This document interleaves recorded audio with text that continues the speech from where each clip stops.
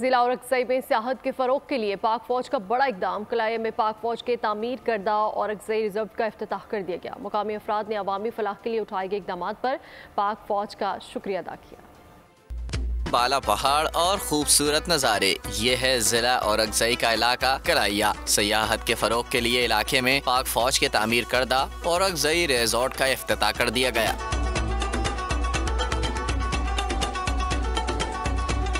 Core commander Peshawar lieutenant general Hasan Azhar Hayat ने resort का फीता काटा। कलाया कोहाट से 2.5 घंटे की मुसाफत पर जन्नत नज़ीर इलाका है। यहाँ सयाहों के लिए बेहतरीन सहूलतों का इंतजाम किया गया है। पैराग्लाइडर्स को बैनुल-अक़वामी मयार की सहूलतें मुहैया की गई हैं। ये मंसूबा मुकामी अफराद के लिए रोजगार और ज़र मुबादला के नए मौक़े फराहम करने में मुआवन साबित होगा। इलाके के लोगों ने अवामी फलाह के लिए उठाए गए इस इक़दाम पर पाक फ़ौज का शुक्रिया अदा किया। सब्सक्राइब करें और बेल दबाएं ताकि कोई खबर रह न जाए।